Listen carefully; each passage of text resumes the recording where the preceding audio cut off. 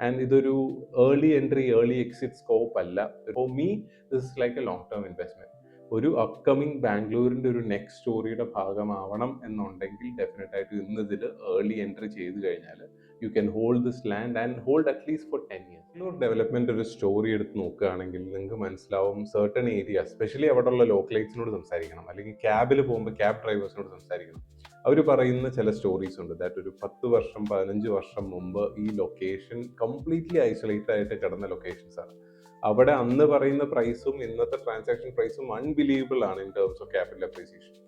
ഒരു location develop ആവുന്ന സമയത്ത് ഒരു 20% ഇൻവെസ്റ്റേഴ്സ് വളരെയധികം റിസ്ക് ചെയ്ത് ഏർലി ഇൻവെസ്റ്റ്മെന്റ്സ് ചെയ്യുന്ന ആൾക്കാരുണ്ട്. പിന്നെ ഫോളോവേഴ്സ് ആണുള്ളത്. പിന്നെ ഒരു 80% ആൾക്കാർ ഫോളോവേഴ്സ് ആണ്. പിന്നെ ലാസ്റ്റ് 20 വരുന്ന ലേറ്റ് ആയിട്ട് ഇൻവെസ്റ്റ് ചെയ്യുന്നവരുണ്ട്.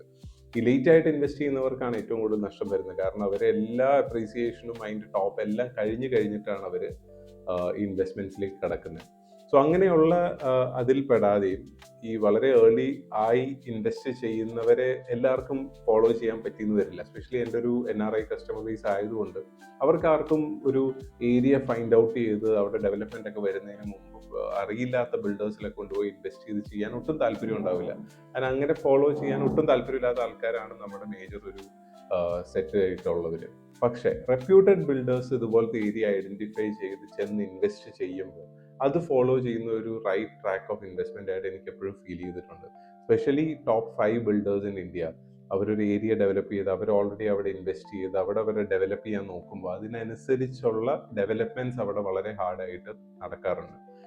ഇന്ന് ഞാൻ ആക്ച്വലി സംസാരിക്കുന്നത് ബാംഗ്ലൂരിൽ നിന്ന് ദൊദ്ബലാപൂർ എന്ന് പറഞ്ഞൊരു ലൊക്കേഷനാണ്. ആക്ച്വലി ഇത് ലൊക്കേഷൻ സ്പെസിഫിക്കലി പറയുകയാണെങ്കിൽ ഇത് എയർപോർട്ടിന് അവിടെ നിന്ന് ഏകദേശം ഒരു 1 hour ഡ്രൈവ് ഉണ്ട്.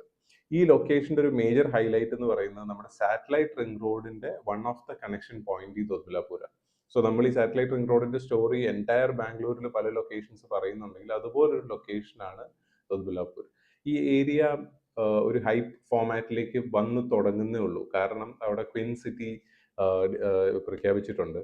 ആൻഡ് ഏകദേശം 5000 ഏക്കറിന്റെ ഇൻഡസ്ട്രിയൽ ഏരിയ ആണ്, ഇന്നോവേറ്റീവ് ഏരിയ ആണ് അവിടെ ഡെവലപ്പ് ചെയ്ത് വരുന്നത്.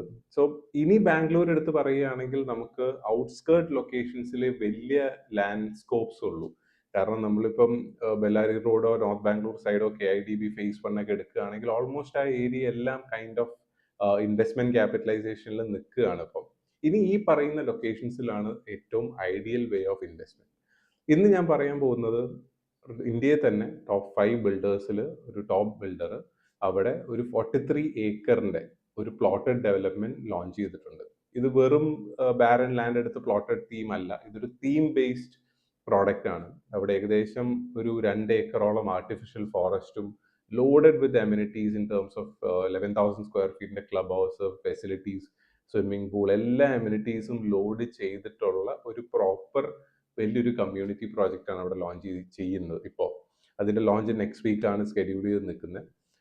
ഇവിടെ എടുത്ത് പറയുകയാണെങ്കിൽ നമുക്ക് ഒരു 1200 സ്ക്വയർ ഫീറ്റ് മുതൽ 2500 സ്ക്വയർ ഫീറ്റ് വരെയുള്ള പ്ലോട്ടഡ് ലാൻഡ്സ് അവൈലബിൾ ഉണ്ട്. സോ ചെറിയ രീതിയിൽ ഇൻവെസ്റ്റ് ചെയ്യാൻ ഇതുപോലത്തെ അപ്കമിങ് ലൊക്കേഷൻസ് താല്പര്യമുള്ളവർ ഡെഫിനറ്റ് ആയിട്ടും വാച്ച് ചെയ്യാൻ പറ്റിയ ഒരു പ്രോഡക്റ്റ് ആണിത്. കാരണം ഇതിന്റെ ഒരു സ്റ്റാർട്ടിംഗ് പ്രൈസ് ഏകദേശം 58 lakhs ആണ് തുടങ്ങുന്നത്. എന്ന് വെച്ചാൽ ഏകദേശം ഒരു 4500 rupees സ്ക്വയർ ഫീറ്റിലൊക്കെയാണ് നമുക്കിവിടെ അവൈലബിലിറ്റി വരുന്നത്. 4500 square feet in Bangalore in A reputed builder ഇതുപോലത്തെ ലൊക്കേഷൻസിൽ വന്ന് ഇതുപോലത്തെ ഏർലി ഇൻവെസ്റ്റ്മെന്റ് ഡെഫിനറ്റ് ആയിട്ടും അത് അപ്രീഷിയേറ്റ് ചെയ്യും. കാരണം ഈ ഒരു ഏരിയയിൽ ഒരു ബ്രാൻഡഡ് ബിൽഡർ വരുന്നത് തന്നെ ഒരു ഒരു ആ ഒരു ഏരിയയുടെ പ്രൈസ് അപ്രീഷിയേറ്റ് ചെയ്യിപ്പിക്കാൻ വളരെയധികം ഹെൽപ്ഫുൾ ആയിരിക്കും. സോ നമുക്കൊരു ബേസ് ഇൻവെസ്റ്റ്മെന്റ്സ് ഏകദേശം ഒരു 200 പ്ലോട്ട്സോളം 120 പ്ലോട്ട്സോളം ആണ് നമുക്ക് ചെറിയ സൈസ് വരുന്നത്. പിന്നെ 200 അങ്ങനെ നമുക്ക് multiple level plotted lands available ഉണ്ട്. സോ ഒരു ബേസ് ഇൻവെസ്റ്റ്മെന്റ് ആയിട്ട് ഒരു 58 lakhs ഇൻവെസ്റ്റ്മെന്റ് നമുക്ക് ഇതുപോലത്തെ ഒരു അപ്കമിങ് ഏരിയയിൽ ഇൻവെസ്റ്റ് ചെയ്തിട്ടാൽ it will definitely appreciate in future. And ഇതൊരു early entry early exit scope അല്ല. ഒരു 3 year 4 year ഡൗൺ ദ ലൈനിൽ അപ്രീസിയേഷൻ ഡെഫിനറ്റ് ആയിട്ട് ഉണ്ടാവും. പക്ഷേ for me this is like a long term investment. ഒരു അപ്കമിങ് ബാംഗ്ലൂരിന്റെ ഒരു നെക്സ്റ്റ് സ്റ്റോറിയുടെ ഭാഗമാവണം എന്നുണ്ടെങ്കിൽ ഡെഫിനറ്റ് ആയിട്ട് ഇന്ന് ഇതിൽ ഏർലി എൻട്രി ചെയ്ത് കഴിഞ്ഞാൽ you can hold this land and hold at least for 10 years. In 10 years there are lot of development coming in. അവിടെ ഇപ്പോൾ STRR ആയിട്ടാണെങ്കിലും ക്വിൻസ് ഞാൻ നേരത്തെ പറഞ്ഞ ഇൻഡസ്ട്രിയൽ ഡെവലപ്മെന്റ്സ് ആയിട്ടാണെങ്കിലും there are lot of development which is coming in that area which will spike the land value.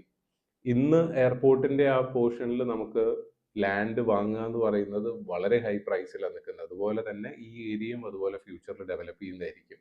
So ഇത് interest ഉള്ള ആൾക്കാർ ഡെഫിനറ്റ് ആയിട്ടും കോൺടാക്ട് ചെയ്യുക. ഇപ്പോൾ എക്സ്പ്രഷൻ ഓഫ് ഇൻട്രസ്റ്റ് സ്റ്റേജിലാണ് പോയിക്കൊണ്ടിരിക്കുന്നത്. നമ്മൾ യൂണിറ്റ് ആരൊക്കെ എക്സ്പ്രഷൻ ഓഫ് ഇൻട്രസ്റ്റ് കൊടുക്കുന്നു ബിൽഡറിന്, അവർക്ക് മാത്രമായിട്ട് സെലക്റ്റഡ് ഒരു discounted price at the day of launch അവർ ചെയ്യുന്നുണ്ട്. സോ ഇതുപോലെ നിങ്ങൾക്ക് റേറ്റ് അറിയണമെന്ന് ആഗ്രഹമുള്ളവർ ഡെഫിനറ്റ് ആയിട്ടും ഈ കാണിക്കുന്ന നമ്പറിൽ കോൺടാക്ട് ചെയ്യുക. I will be giving you the entire information and we can have A detail discussion. Have A great day.